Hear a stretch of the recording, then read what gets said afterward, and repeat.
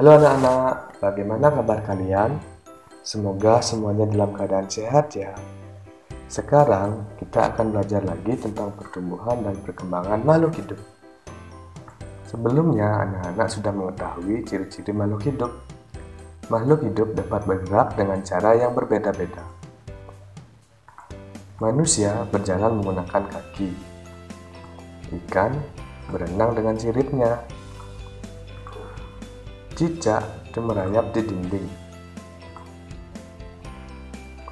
Apakah tumbuhan juga bergerak? Perhatikan bunga matahari berikut ini. Bunga matahari dapat bergerak mengikuti arah matahari. Sekarang perhatikan akar berikut ini. Ujung-ujung akar itu dapat bergerak menembus tanah. Jadi, berdasarkan kedua kejadian tersebut, tumbuhan juga dapat bergerak. Tapi cara bergerak tumbuhan itu tidak sama dengan manusia dan hewan. Selain bergerak, makhluk hidup juga bisa bernapas. Alat pernapasan makhluk hidup itu berbeda-beda. Manusia bernapas dengan paru-paru, ikan bernapas dengan insang, tumbuhan bernapas dengan stomata. Stomata ini merupakan alat pernapasan yang ada di dalam daun tumbuhan.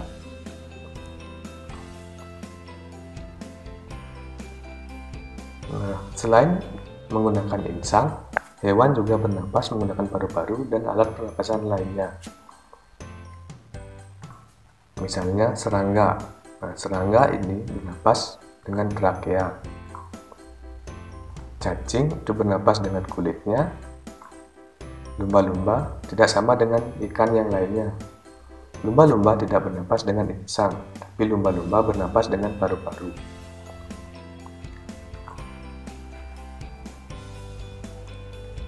Selain bernapas, makhluk hidup juga dapat tumbuh.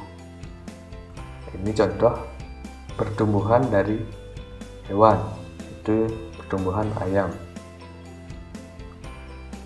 Pertumbuhan ayam itu diawali dari telur, kemudian telurnya menetas menjadi anak ayam. Anak ayam akan tumbuh hingga menjadi ayam dewasa. Nah, ini contoh pertumbuhan manusia yang diawali dari bayi, kemudian anak-anak, remaja, dewasa, tua, dan menjadi lansia.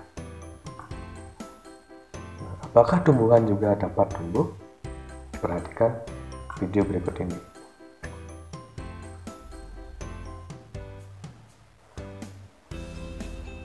Pertumbuhan tumbuhan itu diawali dari biji, kemudian tumbuh akar. Setelah tumbuh akar itu akan menjadi kecambah, hingga tumbuh daun dan menjadi tumbuhan dewasa.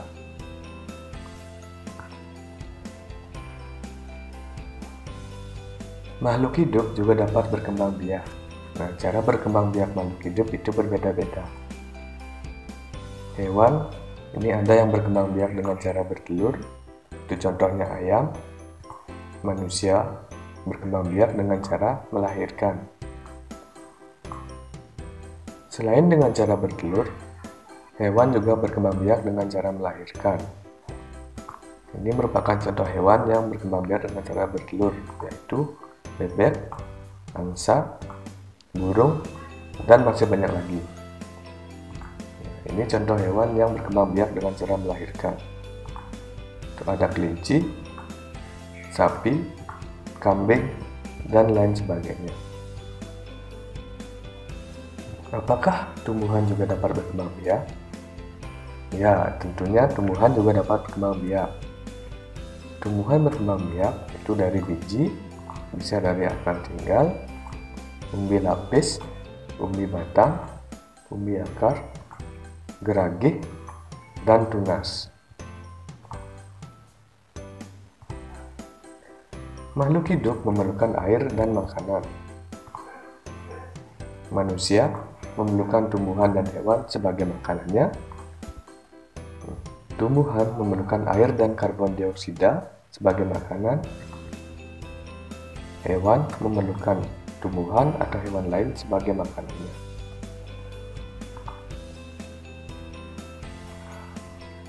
Makhluk hidup juga peka terhadap rangsang. Kepekaan makhluk hidup terhadap rangsang berbeda-beda.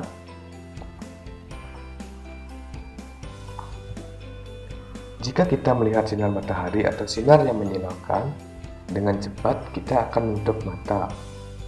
Daun putri malu akan menutup daunnya jika disentuh. Buah pada pohon pacar air akan meletus jika disentuh. Nah, itu adalah contoh kepekaan makhluk hidup terhadap rangsang.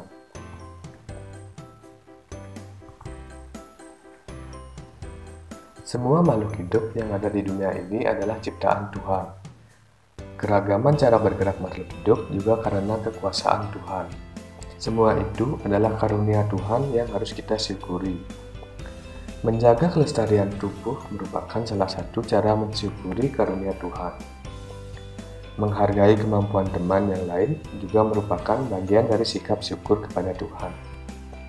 Bersyukur kepada Tuhan termasuk pengamalan sila pertama Pancasila. Lambang sila pertama Pancasila itu adalah bintang.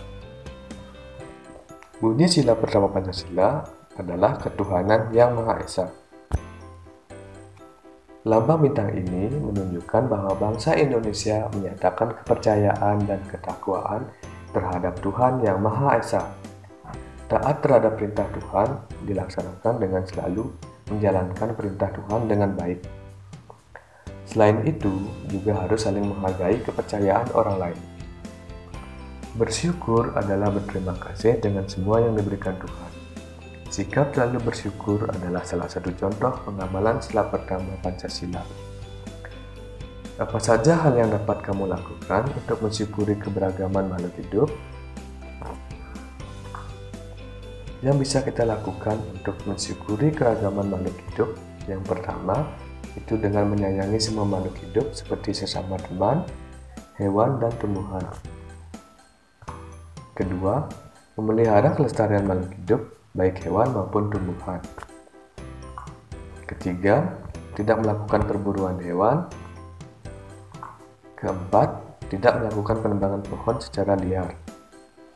Masih banyak lagi cara bersyukur yang bisa kita lakukan atas keberagaman makhluk hidup di dunia ini. Sekian pembelajaran hari ini, sampai bertemu di pembelajaran selanjutnya.